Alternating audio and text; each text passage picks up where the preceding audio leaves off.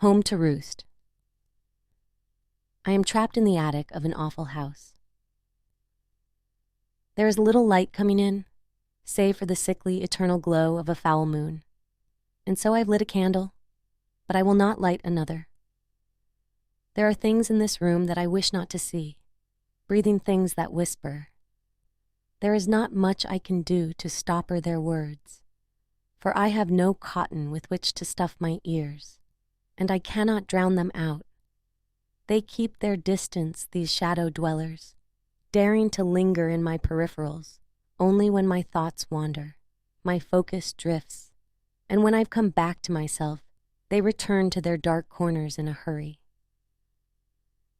I know not what they are, where they came from, nor do I know how long they've been up here, yet they know so much about me, and I've learned a great deal that I would much rather have never learned in the first place. For there are terrible truths, much greater than those trapped within flesh and bone, and these truths must never be whispered outside the confines of this attic cell. I cannot begin to imagine the chaos their words would provoke, but I know that they would spread like an infection. For though I am afflicted with world-ending knowledge that I would gladly take to my grave, lest I be the catalyst of a global suicide, I cannot seem to stop their wicked words from escaping my own lips. I whisper awful things, like a prayer under my breath, and I cannot be silenced. The very fiber of my being twitches and squirms with each utterance of the black litany, as if my soul has become infested, home to millions of hellish little insects. Strange. I've seen evidence of smaller, lesser life forms, things like cobwebs and rat holes, but I hear no buzzing of flies, no skittering of vermin, not a sound but wind and whispers. The air smells not of rot nor decay, but of something well past dead and buried, ancient, mildewy, and subtle, so subtle, in fact, that I hadn't noticed it at first. And if I could leave this wretched place, I would do so with haste, for the air is wrong, and things that breathe and whisper in the darkest corners of this attic simply should not be. I've tried to kill myself multiple times, yet all I've managed to do was discover that I bleed no more, and that hanging by your neck from a rope for over an hour can grow rather dull. There is not much more I can do but sit in this place and wonder at my own stupidity. Care to know the worst part about my situation? I can't seem to recall what it was that had drawn me up here in the first place. In fact, I can't say for certain whether this is even my own home. Scant is my memory, and self-loathsome is the feeling I feel. I hate myself for coming up here, and even more so for not knowing why. Escape, I'm sure, is a word that comes to mind before suicide is even a grim and final option. But you don't know what it's like in this place. The way out has vanished. And whenever I go near the window, where that detestable moonlight shines through, lifeless and dim, a great and terrible eye peers in at me. The creature that holds me in a petrified state, with its singular glare, never leaves its station. For I've approached the window multiple times, each with less and less hope that the wicked sentry had been relieved of its strange duty, and each time I fall to my knees whimpering, cowering in fear, begging that awful eye to look upon something other than my terrified and reduced figure. Hunger? I no longer know it. Sleep? I have no need for it, and even when I shut my eyes and feign slumber to remind myself that I am, to some degree, still human, vivid images of unrecognizable landscapes assault my mind's eye. Spiraling black towers brush against a night sky of strange constellations, and shrouded figures cackle with dark delight as they sit cross-legged around the husk of a dead bonfire. Instead, I keep my eyes open, watchful, waiting for the smallest hint of change. But nothing changes in this place, and everything within the attic seems to detest the idea of progression, of the modern and the new. Perhaps this is why I have found only candles and books, written in languages far removed from the English tongue. Alas, I can only hazard a guess as to what these dusty volumes contain, for there are strange swirling symbols and pictorial procedures on what looks like some sort of ancient pagan ritual. The depictions of these black rites were crudely drawn. They filled me with primal fascination, yet my curiosity died the moment I saw the terrible thing that the ritual called forth, and there was no mistaking the familiarity of that horrible, leering eye. I found those strange symbols carved into the floor as well, difficult to make out in such medieval illumination, yet unmistakable in their relation to the ones I've seen in the books. I do not know what they mean, nor what they represent. But whenever I bring the flame closer to inspect them, they emit an eerie, yellow glow, not unlike the diseased moonlight that never wanes. I cannot look upon them for long, for the glow is like burning acid to my mind. I am Loki bound, and I have no Sigyn by my side. Lord help me, I don't even know what it is I have done to deserve such scorn, such torture. If this is not my home, perhaps I've transgressed. Perhaps I've committed a crime so foul as to find myself condemned without trial, without reason, without a sliver of my memory to aid my own defense, of which I can think of no crueler damnation. There is another room. Before, I would have been stunned to discover something so difficult to miss. But this place has eliminated all possible doubt from my very being. Things can exist here that natural law would banish, and nothing can be trusted. The black litany beneath my breath took on a tremor, for my heart still feared what cruelty would befall me next. When I had entered this new, impossible addition to the attic, I saw very little. But as I went further, the candlelight touched something on the floor. Drawing the candle up, I could make out what looked to be an effigy of some sort, made almost entirely out of twigs and twine. Its arm length was so great that its outstretched limbs disappeared into the darkness. It sat with its legs drawn up and its head drooped between them. Before I could inspect the effigy further, its head shot up. I shook with horror as I beheld a human face, one which was that of an elderly woman, and one that had been crudely torn and plastered to this abomination's lifeless visage. The old woman tried to smile, but beneath that wrinkled human mask were no teeth, no gums, no tongue, no depth, only flat, gnarled tree bark. There's a home for all things phantasmagoric, and I, the interloper, have found them roosting in this attic. The old woman's lips moved, and impossibly, the effigy spoke. "Oh, my sweet child, how long have you been up here?" it asked. I had no answer. I had no words other than the black litany, yet the effigy spoke as if I'd given a reply. Yes, I know. Too long, far too long. Should have checked on you sooner, should have checked. The effigy had an odd habit of repeating itself. Should never have come up here. No, you shouldn't have. It let out a sigh that sounded like all the dead in hell lamenting at once.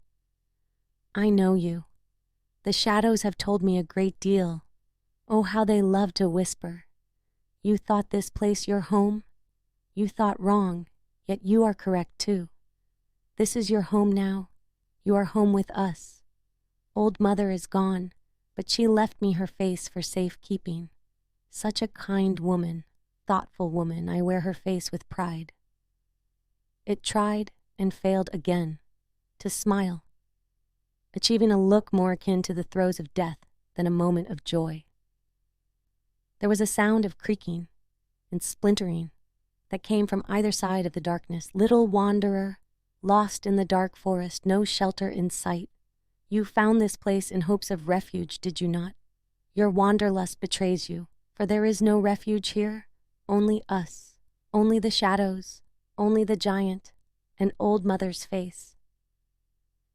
The candlelight dimmed. My thoughts were awash, yet I felt the smallest twinge of my memory flicker, and in that memory I saw myself at the foot of a door. The entrance to the lonely home was decorated with hanging witch stones that clicked and clacked as they collided with one another in the breeze. The memory was brief, but as vivid as the day I'd become lost in the forest. Why was I out in the woods all by myself? I cannot recall, but a part of me felt the elation of salvation upon finding this house in the woods. I believe I had let myself in, and after doing so, I can't remember. The place had looked all but abandoned, yet I had known to some degree that the house wasn't right. Isolated and buried in the brush, it was as impractical a place to build a home as if it had been placed at the base of an active and volatile volcano. Civilization was over the hills and far away, yet through a series of missteps and a lack of preparation, I had somehow found my way to a hidden home within a secret place. Is it possible to become so lost that you find yourself in territory not meant to be found? This was no simple trespass, and for my ignorance I had been rewarded with torment so abhorrent as to make a Spanish inquisitor sweat. The memory began to fade. The world dissolved around me, and there I was, back within the awful attic. The effigy's face, that of Old Mother, had slipped a little, which only compounded its uncanny nature further. The shock I'd felt from fading back into the awful attic was overwhelming, for though it was but a brief respite from the horrors I had witnessed, the weight of my follies had sunken my soul into deep despair. The splintering sound was louder than it had been, and to my left and to my right I could see motion. I turned to run from the room, knowing that although the giant outside and the whisperers in darkness were awful, they paled in comparison to Old Mother's wicker watchdog. Yet as I turned, I saw no way out. The effigy's arms were closing in around me. From behind I heard it speak with a voice that had taken on the likeness of a stroke victim. "Don't be afraid," it slurred. "You can stay with us. You can melt with us. Become a part of this place like so many other lost wanderers. You and the shadows have so much in common. We would hate to see you go." The effigy's arms drew closer, forcing me back, fearful of its touch, but I had nowhere to run. The embrace was inescapable, and the whispers grew in number. "Come now, it's okay. You're safe here. Always safe." It cooed. Little by little, my resolve began to fade. My will weakened, and before the wicked embrace had been fulfilled, I had turned to the effigy, to Old Mother's face, and wrapped my arms around its horrid figure. "Good," it said. "Old Mother can rest now." There was a wet, ripping sound. The candle flame winked out, and in that blackness I felt a pair of branch-like fingers clumsily searching for purchase upon my face. If my face is what the effigy desired, then it was theirs for the taking, for the only hapless souls that would ever look upon it would be those who had made the same mistakes as I had made.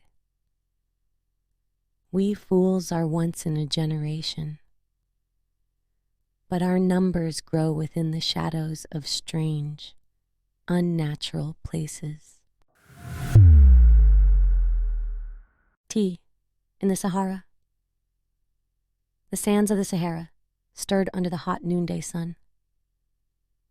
To an observer, this would not have seemed unusual, given that sometimes the sand so moved when the winds blew. But today the winds were dead, rendering Earth unnaturally still. What propelled each grain of sand was not external, but internal, a tiny solar engine whose battery had finally been fully charged. Each grain of Saharan sand, a barely perceptible spacecraft, piloted by a member of a race called the Dry People, whose ancestors had arrived on Earth, as on many other planets, a long, long time ago. Who knows? Not me. Their spacecraft had lain dormant and charging for millions of years. They had desiccated, existed for ages. Some say they traveled around the universe on rays of light. Others by some unknown quirk of quantum mechanics.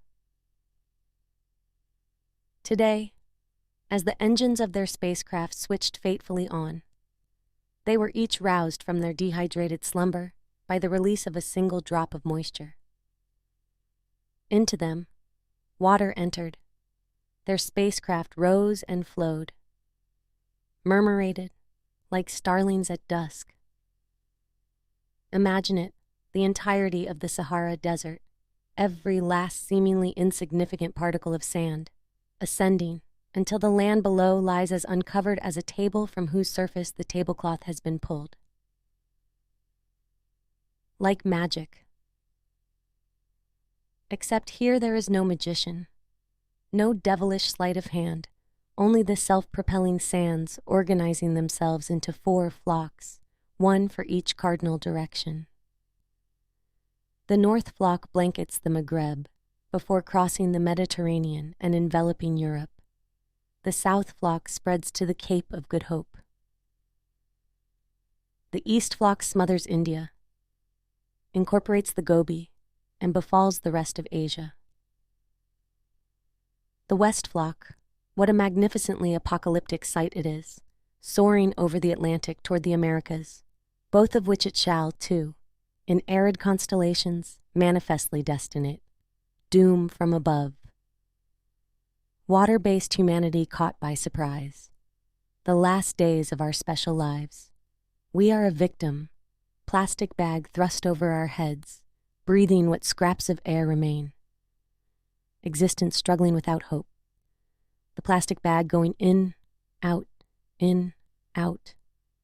The lips turning grayish blue. The Dry People pilot their innumerable spacecraft over our continents, countries, cities, shrouding them, penetrating us, into our ears and down our throats, assaulting our eyes and invading our insides. Some of us they kill. Others they hijack, turning human against human, or forcing us to work toward their ends, cataloging and collecting dunes and beaches, laboring in the crush quarries. I never lost control. Our decimated species prepares more spacecraft for them. More Dry People arrive, riding starlight or washed upon our earthen shores by probability waves. The sands proliferate and conquer.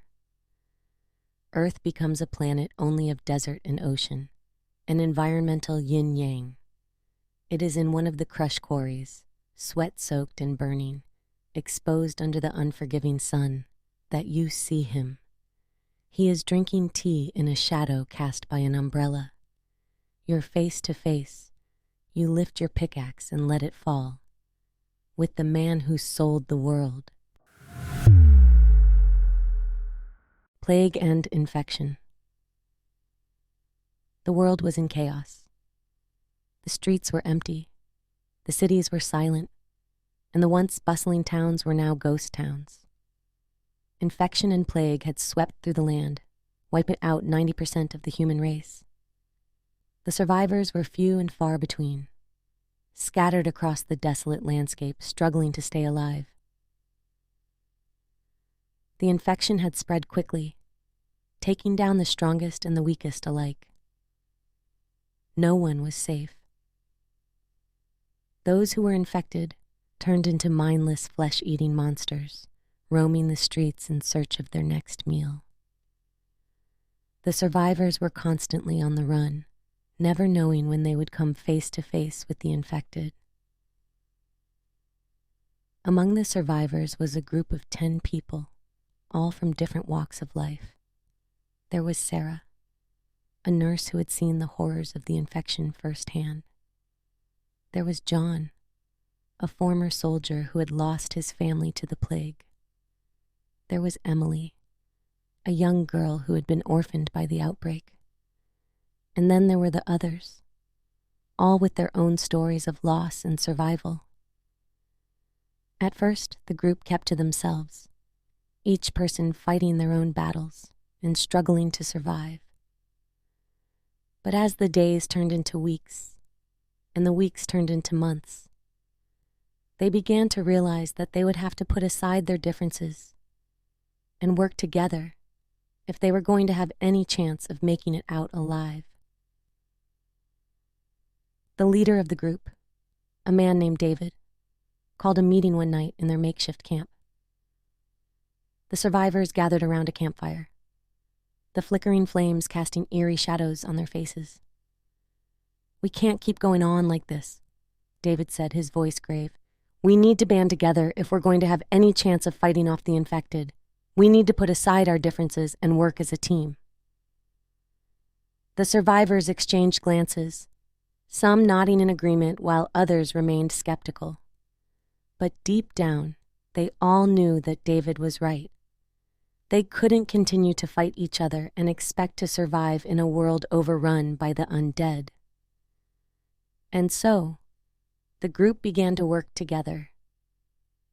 They set up a watch rotation, taking turns keeping an eye out for the infected. They scavenged for supplies together, pooling their resources to ensure that everyone had enough to eat and drink. They worked together to fortify their camp, building barricades and setting up traps to keep the infected at bay. But despite their best efforts, the infected were relentless. They seemed to be everywhere, lurking in the shadows and waiting for the perfect moment to strike. The survivors fought valiantly, but the odds were stacked against them. One night, as the survivors sat around the campfire, sharing stories of the past and dreaming of a future free from the infection, they heard the sound of shuffling footsteps in the distance. The infected were closing in on their camp, drawn by the smell of the living. The survivors sprang into action, grabbing their weapons and preparing for the onslaught. But they were outnumbered, the infected descending upon them like a horde of hungry wolves. Just when it seemed that all hope was lost, a deafening roar echoed through the night. The survivors turned to see a figure standing at the edge of their camp, wielding a massive sword and clad in armor made of gleaming metal. It was a warrior, a lone warrior who had come to their aid in their darkest hour. The warrior fought with a skill and ferocity that left the survivors in awe.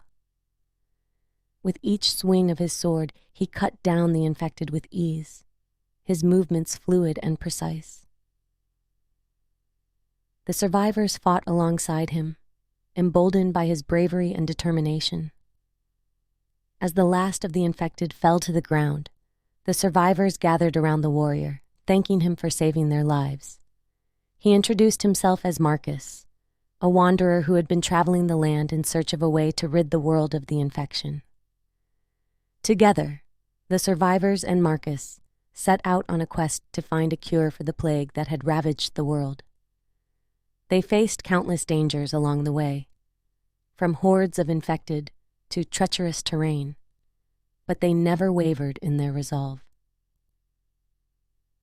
Finally, after months of travel and hardship, they came upon a hidden laboratory deep in the mountains.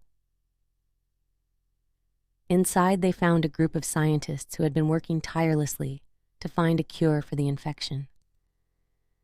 With Marcus's help, they were able to create a vaccine that would stop the spread of the plague once and for all. The survivors returned to their camp, triumphant and filled with hope for the future.